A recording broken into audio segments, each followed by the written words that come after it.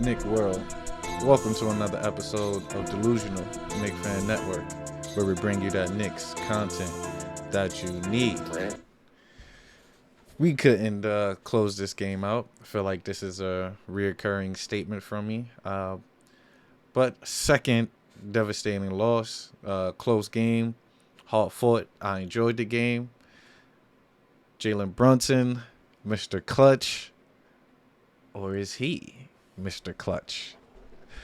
Jalen Brunson, his third game with over 30 points, but it wasn't enough to defeat the Memphis Grizzlies as we lost 127 to 123, bringing our Knicks record to 9-11 on the season. I told you it was going to be a roller coaster, back and forth roller coaster with this year.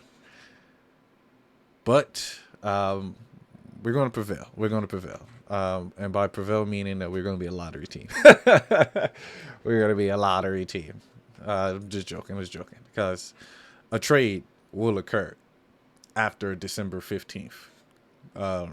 There's no doubt in my mind there's going to be some trades happening. And the team is going to be shaken up and switched up. But let's go into today's game. My man, Jalen Brunson. Like I said, we talk about Jalen Brunson every game. We talk about how key Jalen Brunson is. So we just need to put a team around him. We need to put some solid players around him. With Jalen Brunson, I know we need shooters around Jalen Brunson. And the Knicks, we're not a jump shooting team. We have players that can occasionally hit down shots, but we need consistent players. I was watching this Memphis game. You know, this number 46 dude, I didn't do my research on this guy's name, but let me look at it. So his name is John Conchar. Bro wasn't killing us from three. He hit one. But the Memphis as a team, Jake had 2 threes on us. Santi has a 3. Jaren Jackson had 3 threes.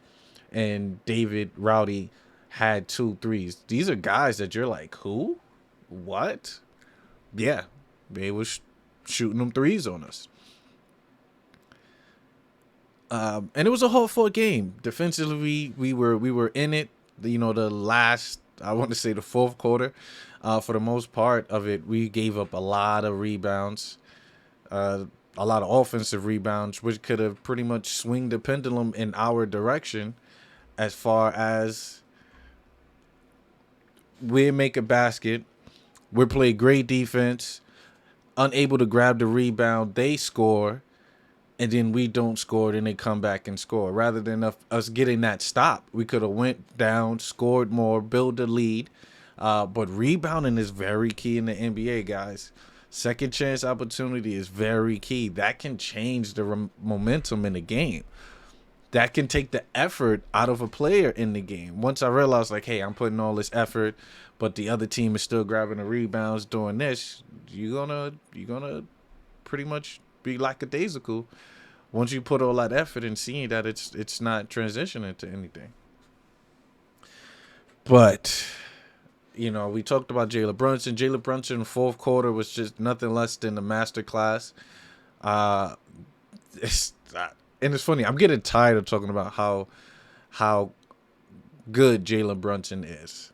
You know, is he great? No. You know, his only weakness, it really seemed like it's his 3-point shooting, and his fourth quarter clutch, go ahead baskets to take the lead baskets.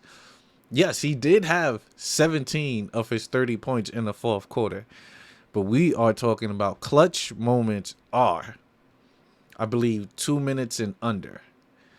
And he's good at making, you know, but when it gets down to the 15 seconds and the 30 seconds, Jalen Brunson has not came through for us, which is no downplay. I just believe that teams know the crowd to paint. And Knicks don't have shooters on the floor, so they're not going to get out on shooters. That last play, well, the second to last play before Ja missed the free throw, When they call a timeout, I'm like, in my mind, I'm like, okay, who you gonna bring out on the floor? I'm bringing Opie. I'm bringing Julius. I'm bringing Cam. I'm bringing Grimes, and I'm bringing Brunson. That would have been my five. Why? Because you can space the floor. Give these guys space opportunity. Right? What we do a high pick and roll, which Jalen Brunson came out. He had the free throw extended. Yes, he rushed the shot. So that was a good opportunity, right? Then the second time, I would have brought out that same lineup that I mentioned, right? Had a big on him. He went for the drive. He had to obviously throw the floater up higher because of the big. And we missed. Tibbs, that's a simple play. I need some introspected Golden State where we switching and running and moving backcourt, all of this. Like I need that last play. Yes, sometimes simple is key. Sometimes simple is key. But when it comes to my Knicks, not really, because we don't move the ball. We're stagnant on offense. So I would have rathered that. But overall, it was a great game. I'm not really going to stress over it because this is a game that I truly didn't think we were going to win. It wasn't a game that I was going to put my money on for the Knicks to win, but I was happy that we kind of fought through. I'm like, at this point, I figured like I took all emotions out of the game for me as far as like win or loss. Like if we win a big game, like if we would have won it, I would have been excited, But a loss for me, now it's just like okay, cool.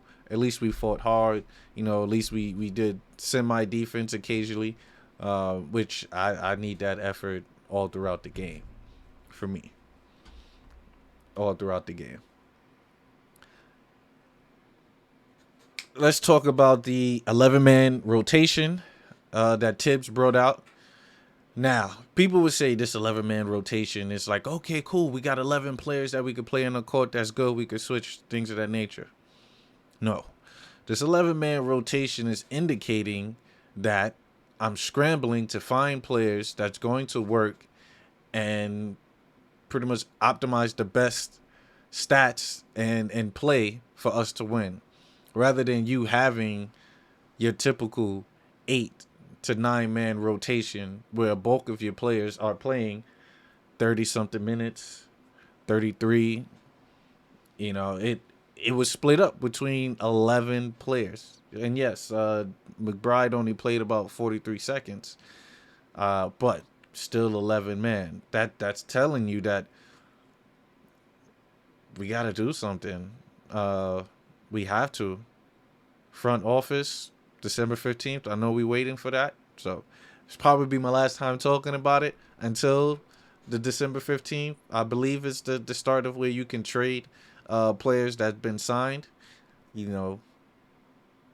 Not to say that Barrett is going to get traded, but a lot of teams, who did make certain trades, certain signing this summer is looking like, maybe we might have made a bad idea.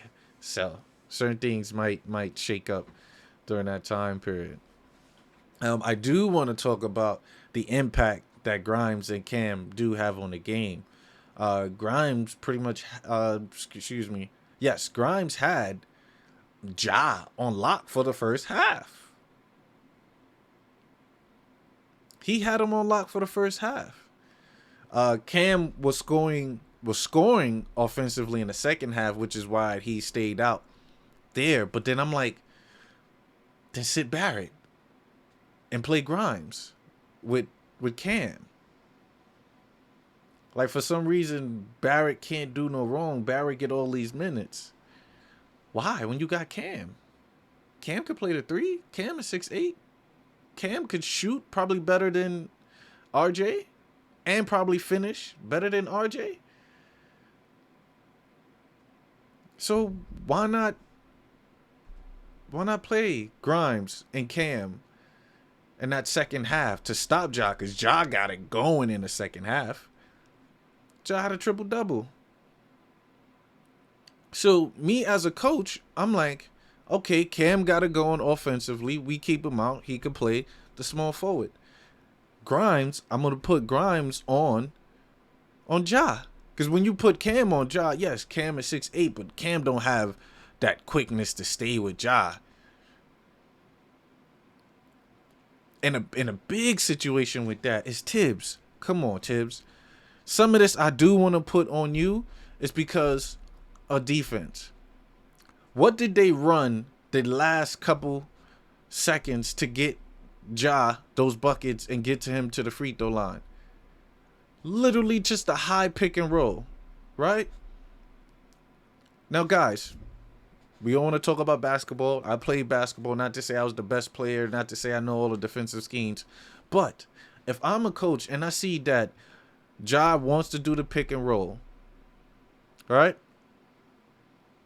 with the big, I'm not dropping back. Why are you playing drop back defense? Yes, Ja want to get to the rack, but you stop the penetration. I would rather Ja attack the pick and roll and pass the ball off to their center, to Adams. Why? Because Adams is not a better finisher than Ja. So I would rather that. Yes, it would be a situation of where Brunson might be on him, but then you have the drop help coverage. Then he would either have to dish it out, get up, make other players make baskets rather than Ja. Because on the high pick and roll, Ja went straight at Mitch. And yes, Mitch is an okay defender in that situation. Why? Because he usually fouls a lot, which he's done on a couple occasions with Ja getting to the line. Or there was a play where it was a high pick and roll. Robinson is dropping back. What did Ja do? Ja, free throw extended, excuse me, I'm wide open, splash. He can hit that. Now, why not step up, right, and stop that dribble penetration? Now you're forced to take seconds off the clock. You're forced for them to pass the ball and get it out of his hands. Not to say that somebody else wouldn't have scored, but not in that high pick and roll situation. Even if you switch, Mitch, you could come out. I'm not dropping. I'm coming out. Now you got to deal with length. Obviously, like you said, sometimes it was even Cam on Ja. So that's Cam pretty much switching over and getting to the big, which is a better chance of him defending that than Mitch on Ja. So Tibbs, that's kind of on you. That's kind of on you. Let's go to the stats so we can look at how we got killed on the stats. I want to look overall at the bottom here. So at the bottom here, let me see if I can see it.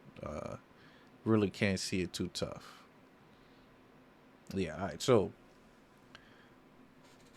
Mitch 6 for 7 on the offensive end, 4 for 7. I thought Mitch had a great performance for Mitch. It was a great performance. The 16 points, the rebounds could have been better. The block shots, the 5 block shots. This is what Mitch can do when he gets over 30 minutes per game. And I've stated that Mitch can be in the runnings for Defensive Player of the Year if he gets the time, if he has the endurance and the stamina, and he plays with smarts. He can be that. I mean, it's going to take some time, but he can do that. Hartenstein production for me, it's going down. And I don't know why. You know, maybe you can't do anything in 15 minutes. I think that can really be it. A center of his ability should be at the 20-22 minute range for him to be productive. But the 4 points, 4 rebounds, the 2 for 3, that's good. Opie 4 for 8. Everybody was worrying about his 3-point shooting. The issue is y'all turning Opie into a stretch 4. Opie game, it's unlimited, all right? I don't want it to be just, put him in the corner, let him shoot threes. No, Opie's a slasher. He's a dunker.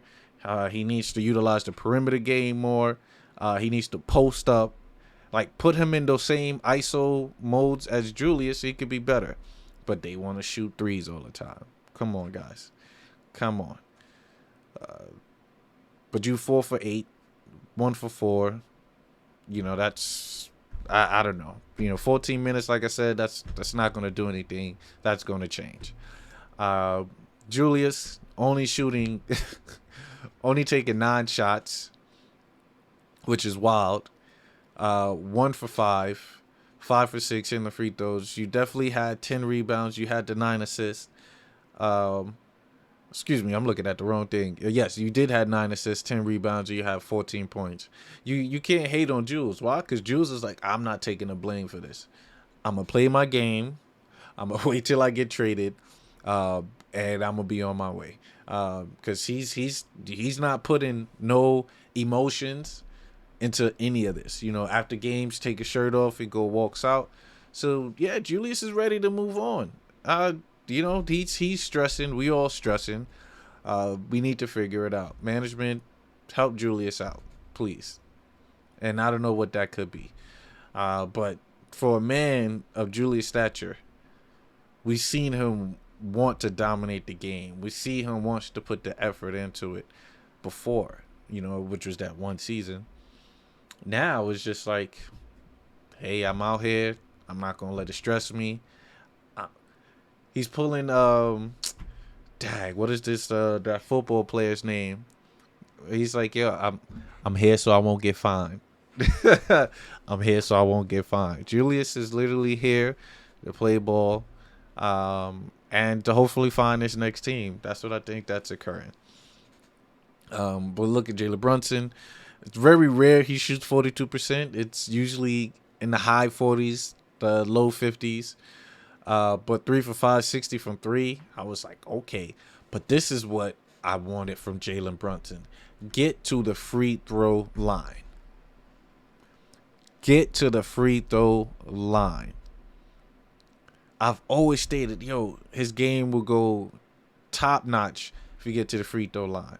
I believe he averaged like three shots or 3 or 4 shots a game. No, the elites get 5, 6, 7. That would take your average from 20 to 27.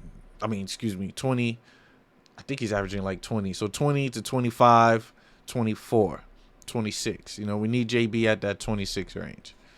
Barrett, 9 for 18, 50%. That's good.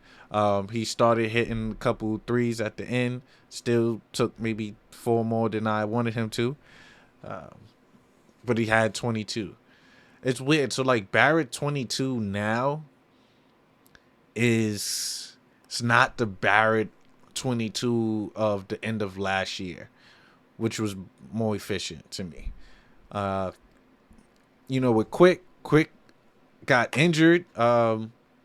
We had to see what happened because I believe if Quick was in this game, we could have made certain plays to kind of switch it up. Quickly does calm the team down and roll whenever it's him and Brunson on the floor. So him playing 8 minutes was a shock, and he was doing pretty good stats.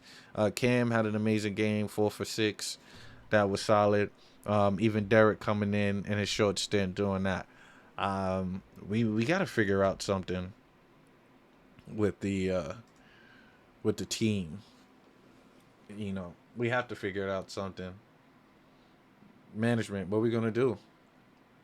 What are we gonna do? What players are out there that we can pair? Because the only player that is untouchable on the Knicks right now is Jalen Brunson. That's the only player.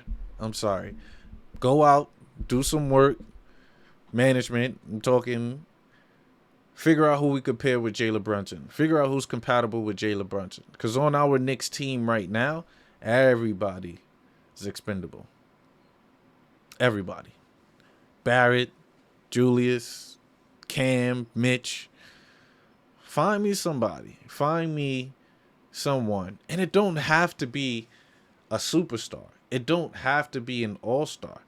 Go get me a player that can play both ends, that put in the effort, that with an opportunity can give you 18 points.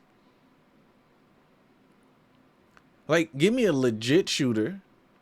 Give me someone that's 6'8", that can play defense, occasionally put the ball on the floor. They can move the ball, and unselfish. I believe, bro, 5 of these games that we've lost were due to the defensive end. So that's the effort. You know, we're unable to score in large stretch of times. That's lack of ball movement. So let's find these players. Let's get these players here. You know, that's pretty much on that note. Let's get these players, because we do have players here that are good. I love Quickly. I love Opie. They need more minutes to showcase what they can do. We don't have those minutes for those players. We don't. You know, Grimes, I don't know what's going on with Grimes this year. I don't know. Maybe last year's play is getting to the light-skinned boy. So I don't know what's going on with Grimes' play. Now, no issue on the defense end. There's no issue with him, you know, playmaking and getting assists. It's that jump shot. Now, he did have, what was it, like an ankle injury? You know, tendonitis injury. So that can affect your jump shot. You know, because with him, there's a lot of force. You need to get your base up. So you're using your legs, your feet. Maybe he's not 100% back. So, I don't know. We got to figure it out. But Knicks lost another one. Back-to-back loss, 9-11. It does not get easier for here. Maybe for one game, we do have a back-to-back. We play Detroit basketball. We play Detroit on Tuesday. Follow up Milwaukee Bucks on Wednesday. Then Saturday, we have another back-to-back with the Dallas Maverick at home, I believe. And then we play the Cavs. So it's looking like we're about to be 1-3 in the next 4 games. I'm just being real. We'll see. Maybe my Knicks could pull through. But that's it for Delusional Knick Fan Network. Stay tuned. Deuces. I'ma do it for the pesos. I fell in love with the